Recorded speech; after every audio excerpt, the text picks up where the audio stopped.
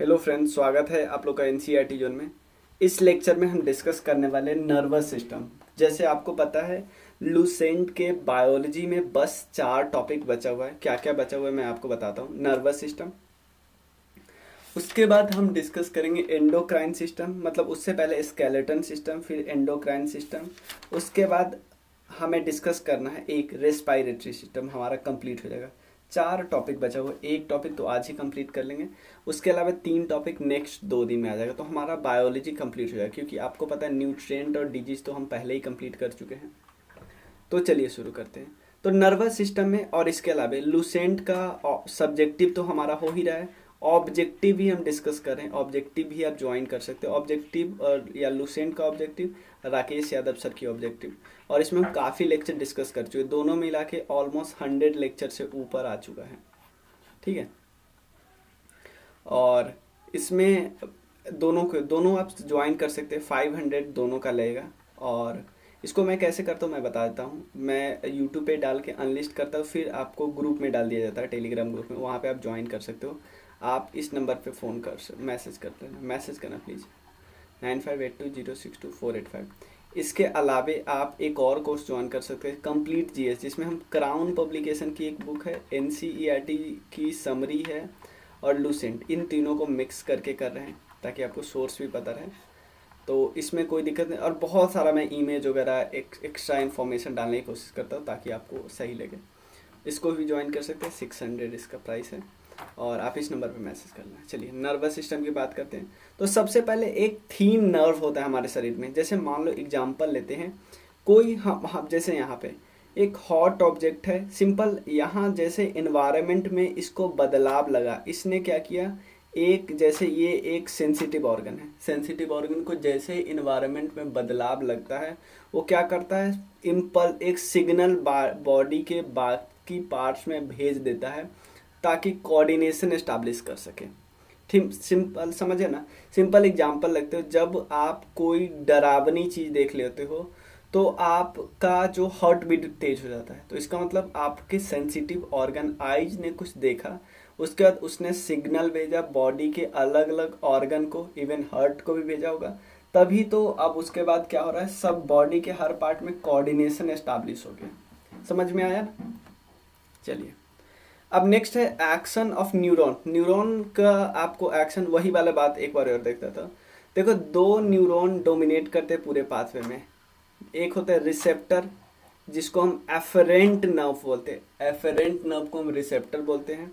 और एक efferent nerve, जिसको हम इफेक्टर और एक्साइटर बोलते हैं। होता क्या है मैं अब आपको बताता हूँ। स्टार्टिंग कैसे होता है, जैसे इन्वायरमेंट में कोई चेंज हुआ, इन्वायरमेंट में कुछ चेंज हुआ, इसको फील हुआ ऐसा, ठीक है ना। सबसे पहले क्या होता है, रिसेप्टर जो नर्व होते हैं, रिसेप्टर नर्व, वो क्या करते हैं, सडन जो चेंज होता है इन्वायरमेंट, अभी तक ऐसा कोई हॉट चीज को नहीं लगा था। जैसे इसका आंख बंद था, इसके नीचे से कोई इसकी मोमबत्ती जा रही थी, इन्वायरमेंट इसको सडन चेंज लगा। इसने क्या किया, इसने सेंसरी ऑर्गन, जो ये इसका ये ऑर्गन था, उसने क्या किया, एक स्टिमुलस रिसीव कर लिया, मतलब एक फील लिया, मतलब रिसीव किया। ठीक है ना। फिर ये न्यूरॉन, ये सेंसरी न्यूरॉन्स ये सिग्नल भेज गया आगे रिले न्यूरॉन्स को। इतना ध्यान नहीं रहना है। पहले आपको सिंपल, ये है एफरेंट न्यूरॉन। एफरेंट न्यूरॉन क्या होता है, रिसीवर का काम करते हैं। फिर होता है एफेरेंट न्यूरॉन, एफ ये क्या करता है, ये इफेक्टर का काम करता है और एक्साइटर का काम करता है। समझे, ठीक है ना। उसके बाद रिले न्यूरॉन को भेजता है, रिले न्यूरॉन फिर आगे मोटर न्यूरॉन को भेजता है, फिर ये आगे आपको इफेक्टर के पास भेजेगा। तो ये हमें चारों याद नहीं रखना, बस आप ध्यान रखना। क्लियर। उसके बाद नर्वस सिस्टम की हम पार्ट की बात करें, नर्वस सिस्टम की बात करें तो 3 नर्वस सिस्टम होते हैं, central nervous system, peripheral nervous system, autonomic nervous system. तो सबसे पहले हम सेंट्रल नर्वस सिस्टम के बारे में डिस्कस करेंगे। तो बेसिक आपको समझ में आ गया ना कि नर्वस सिस्टम में होता क्या है। जैसे कोई सेंसिटिव ऑर्गन से कोई, जैसे हमें कोई सेंसिटिव ऑर्गन है, उसको इन्वायरमेंट में बदलाव लगता है। इन्वायरमेंट में जैसे ही बदलाव लगा, उसने क्या किया, सिग्नल को भेजा, आगे सिग्नल को भेजा। तो इस तरह हमें सेंसरी न्यूरॉन से रिले न्यूरॉन के पास गया, मोटर न्यूरॉन के पास गया, फिर इफेक्टर के पास गया। तो लेकिन और जैसे ही इन सब के पास गया तो इसने बाद में क्या किया, कोऑर्डिनेशन एस्टैब्लिश कर लिया पूरे ऑर्गन सिस्टम के बीच, कोऑर्डिनेशन एस्टैब्लिश हो गया। चलिए, तीन टाइप है नर्वस सिस्टम के, central nervous system, peripheral nervous system और ऑटोनोमिक नर्वस सिस्टम। सबसे पहले हम बात करते हैं सेंट्रल नर्वस सिस्टम की। सेंट्रल नर्वस सिस्टम में होता क्या है, ये एक्चुअली नाम से पता, सेंट्रल मतलब पूरे नर्वस सिस्टम का भी सेंट्रल है, और इवन ये पूरे बॉडी को कंट्रोल करता है, और इवन ये नर्वस सिस्टम को भी कंट्रोल करता है।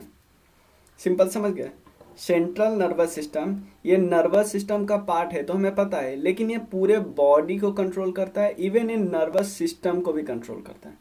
समझ में आया, पूरे नर्वस सिस्टम को भी कंट्रोल करता है, पूरे बॉडी को भी कंट्रोल करता है। दो पार्ट्स है इसमें सेंट्रल नर्वस सिस्टम में, एक है ब्रेन, एक है स्पाइनल कॉर्ड। ये है ब्रेन और एक है स्पाइनल कॉर्ड। क्लियर है? तो हाँ, ये हमें सिंपल सेंट्रल नर्वस सिस्टम में दो ही चीज़ है। तो सबसे पहले ब्रेन की बात करते हैं। ब्रेन में टोटल 8 क्रेनियल बोन होते हैं, टोटल 8 क्रेनियल बोन होते हैं। और मैं एक चीज़ आपको साथ साथ ये भी बता दूं कि अगर हम बोले स्कल की, स्कल में टोटल 22 बोन होते हैं, ये भी ध्यान रखिएगा।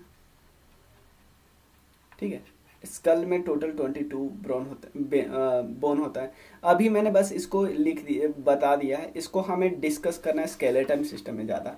क्लियर? तो सबसे पहले देखिए, ब्रेन के सबसे टफ ऊपर क्या होता है, कवरिंग होती है स्किन की, स्किन के बाद होता है स्कल, स्कल के बाद एक 3 लेयर की होती है, जैसे एक होता है डूरा मैटर, आर्कनोइड और पिया मैटर। इन तीनों को हम मेनिंग्स बोलते हैं, ये याद रखना है।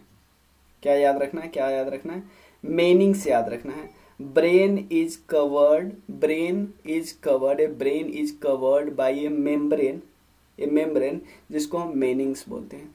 तो मेनिंग्स किन 3 लेयर के से मिलकर बना है, किन 3 लेयर से मिलकर बना है? डूरा मैटर, आर्कोनोइड और पिया मैटर। कोई दिक्कत है इसमें? और ये सब एक्चुअली एक बोनी बॉक्स में प्रेजेंट होता है, ध्यान देना है। ये सब जो मेनिंग्स है एक बोनी बॉक्स में प्रेजेंट होता है। बोनी बॉक्स को हम क्या बोलते हैं? बोनी बॉक्स को हम बोलते हैं क्रेनिनम, क्रेनिनम। क्लियर? क्रेनिनम। कोई दिक्कत नहीं। ये सब क्या होता है, एक बॉक्स में प्रेजेंट होता है जो प्रोटेक्ट करता है एक्सटर्नल इंजरी से। ठीक है ना? तो अभी इसमें हमने क्या क्या समझा? इसमें हमने समझा सेंट्रल नर्वस सिस्टम हमारे बॉडी नर्वस सिस्टम का पार्ट है, पूरे बॉडी को कंट्रोल करता है, इवन नर्वस सिस्टम को भी कंट्रोल करता है।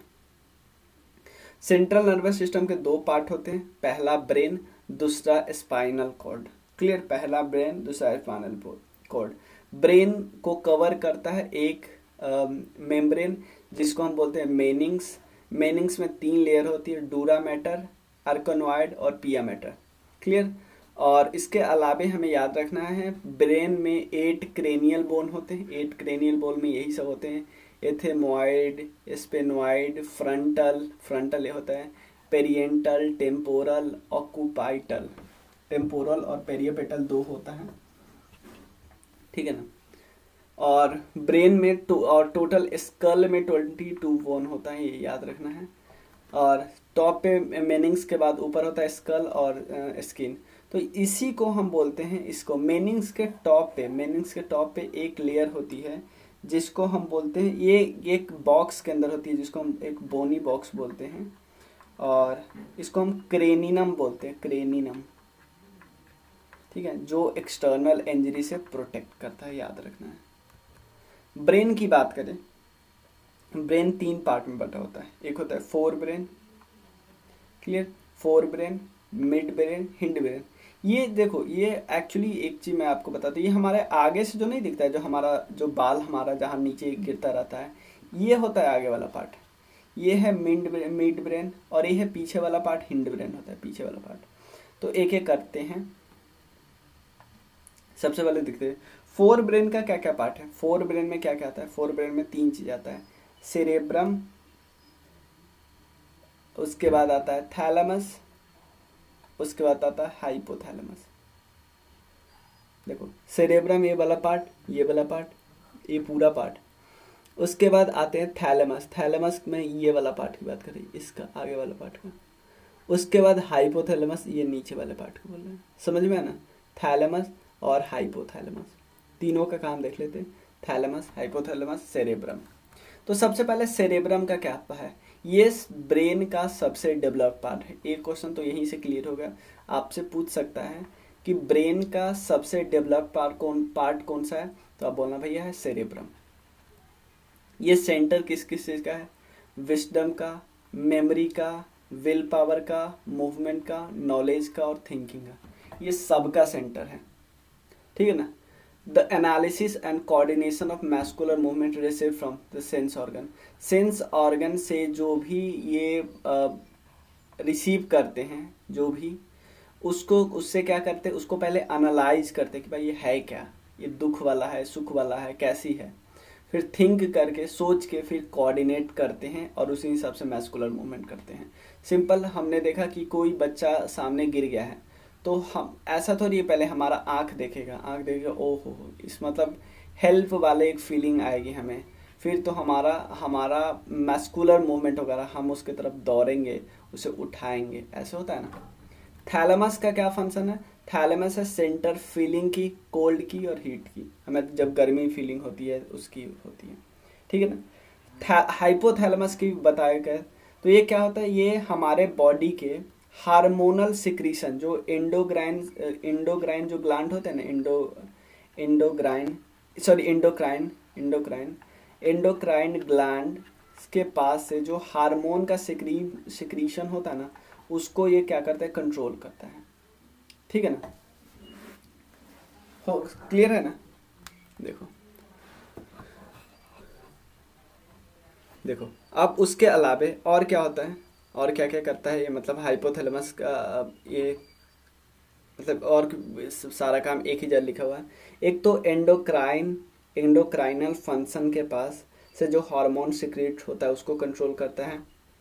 उसके बाद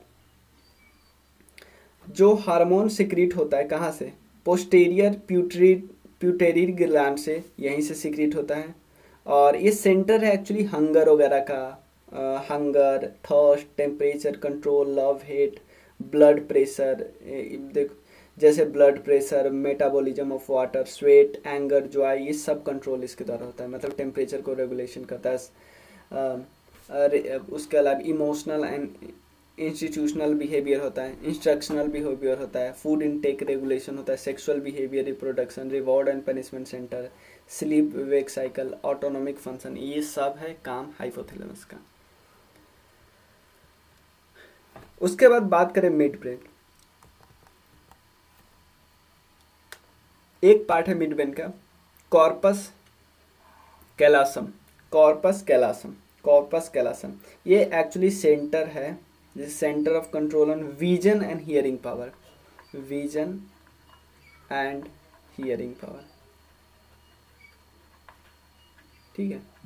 हियरिंग पावर। उसके बाद लास्ट है हिंड ब्रेन। हिंड ब्रेन के पार्ट है 3, एक है सेरेब्रम, हिंड ब्रेन के 3 पार्ट है, एक है सेरेब्रम, उसके अलावे है पोन्स और उसके अलावे है मेडुला। सेरेब्रम, पोन्स और मेडुला। देखो सेरेब्रम एक्चुअली होता क्या है, ये थोड़ा हेड के पीछे है ना, हेड के ये पीछे है सेरेब्रम, ये पार्ट, ठीक है, ये थोड़ा इसके पीछे है। इसका काम क्या होता है, इसमें 2 सेरेब्रल हेमिस्फीयर टाइप होते हैं, हेमिस्फीयर, ठीक है ना, 2 होते हैं। और इसका काम एक्चुअली होता है, ये रेफ्लेक्स सेंटर है, किसके लिए, कोऑर्डिनेशन के लिए मस्कुलर बॉडी के साथ, और पोस्चर को ये मेंटेन करके रखता है। ये रिफ्लेक्स सेंटर है, लार्ज रिफ्लेक्स सेंटर। रिफ्लेक्स होता क्या है मैं आपको बताता हूँ रिफ्लेक्स के बारे में। रिफ्लेक्स एक इनवॉलंटरी और सडन रिस्पॉन्स है टू स्टिमुली, मतलब सिंपल है, most of the common reflex. एक एग्जांपल लेते हैं, जैसे आपको यहाँ पे कुछ गर्मी की फील हुई, आप सीधा हटा लोगे हाथ, मतलब आप इनवॉलंटरी हो जाता है, सीधे ऐसे हट जाएगा इसको, ठीक है ना। और इस रिफ्लेक्स एक्शन को एक्चुअली किस साइंटिस्ट ने वो किया था, पहली बार इसका डिस्कवर किया था, वो है मार्शल हॉल साइंटिस्ट थे। ठीक है, उसके बाद समझ गए ना, पोस्चर को मेंटेन करता है। पोन्स का क्या काम है, it act as a bridge carrying ascending and descending track between brain and spinal cord. समझ में, मतलब ट्रैक को ब्रेन और स्पाइनल कोड के बीच ये क्या करते हैं, थोड़ा सा कम्युनिकेशन करते हैं। मेडुला का क्या है, ये पोस्टेरियर पार्ट है ब्रेन का, ये वाला है। उसके बाद ये ब्रेन और स्पाइनल कोड के बीच कम्युनिकेट करता है। समझ, स्पाइनल पोन्स के जस्ट नीचे होता है। और एक कार्डियक रेस्पिरेटरी और वैसोमोटर सेंटर को ये कंट्रोल करता है, इसके पास होता है। और control complex activity like heart action, respiration, coughing, sneezing सबको कंट्रोल करता है। नहीं नहीं, गर्दन के पास नहीं निकला होता है, उसकी बात करते हैं। ठीक है, तो ये सब पार्ट है, हम समझ में आ गया। चलो, तो हिंड ब्रेन का पार्ट क्या कौन है, सेरेब्रम, स्पॉन्स और मेडुला। ठीक है, ये एक ईईजी है, इससे क्या कहते हैं, हम स्टडी करते हैं ब्रेन की। ठीक है ना, स्टडी करते हैं ब्रेन की, ये ध्यान रखना है। इसका फुल फॉर्म होता है इलेक्ट्रोएन्सेफेलोग्राफी। फंक्शन ऑफ ब्रेन कैसे काम कर रहा है उसकी रीडिंग करते हैं। नेक्स्ट है स्पाइनल कोड, ध्यान देना। एक्चुअली सिंपल समझो ना, मेडुला के पास, मेडुला के बाद जो कनेक्टेड होता है वही तो स्पाइनल कोड होता है ना। वही देखो, the posterior region of medulla oblongata form the spinal cord. यहाँ से ये है मेडुला, इससे आगे से कनेक्टेड है, सिंपल है। इसका मेन फंक्शन होता है coordination and control of reflex action. और जैसे ही ब्रेन से कोई इम्पल्स आता है उसको ब्रेन से बाकी सारे बॉडी पार्ट्स के पास बह जाता है। ठीक है, अब देखिए इसका थोड़ा ये दिखता कैसे है, राइट लैटरल व्यू ऐसे देता है, पोस्टेरियर व्यू ऐसे दिखता है, तो थोड़ा आप समझ जाते हैं। इसमें टोटल सेरिविकल वर्टिब्रेट टोटल कितने होते हैं, 8 टोटल, तो आपको पता है ना, बोन 33 होता है। और थोरासिक वर्टिब्रेट टोटल 13 है, लुम्बर वर्टिब्रेट टोटल 6 है, उसका सैक्रम वर्टिब्रेट भी टोटल 6 है। आप ऐड करोगे तो कितना होगा, 6 6 12 और 8 20 और 13 33 हो गया ना, यही बस करना था। ठीक है ना, तो ऐसे कुछ होता है। जैसे सेरिविकल टोटल C1 से C7 तो टोटल 8 हो गया। उसके थोराइक, मतलब ये आपको याद रखना है कि किसके जस्ट बाद कौन होता है, ये होता है स्पाइनल कॉर्ड, ये वर्टिब्रेटा, एक एक होते हैं ना, उसको वर्टिब्रेटा बोलते हैं। इस बीच में को बोलते हैं कॉनस मेडुलारिस। और ये पार्ट एक्चुअली दिखेगा, डिस्क दिखेगा, बीच के स्पेस आपको दिखेगा L4 L5 के बाद। तो इसलिए ना हमें दिखता है कि प्रॉब्लम दिख जाता है कि यार इसका प्रॉब्लम कहाँ पे, कि रीढ़ की हड्डी में प्रॉब्लम है तो उसको प्रॉब्लम कहाँ पे है, तो L2 L3 पे प्रॉब्लम है, S1 S2 पे प्रॉब्लम है, ये सब प्रॉब्लम दिख जाता है। ठीक है ना, सैक्रल ये है टोटल S1 से S5 तो टोटल 6 ये हुआ। ठीक है, सबसे नीचे कौन है, कोकाइक्स, ये थोड़ा ध्यान रखना है। और क्या क्या है, हाँ, तो इतना ही हम रहने देते हैं। नेक्स्ट वीडियो में हम बाकी पार्ट डिस्कस कर लेंगे, पेरिफेरल नर्वस सिस्टम और ऑटोनॉमिक नर्वस सिस्टम के बारे में। ठीक है, तो और आपको कोई भी डाउट हो, कुछ भी डाउट हो, तो आप प्लीज़ इस नंबर पे मैसेज कीजिएगा, मैं नंबर लिख दे रहा हूँ 958952062485, इस पे मैसेज आप कर लेना। Thank you so much.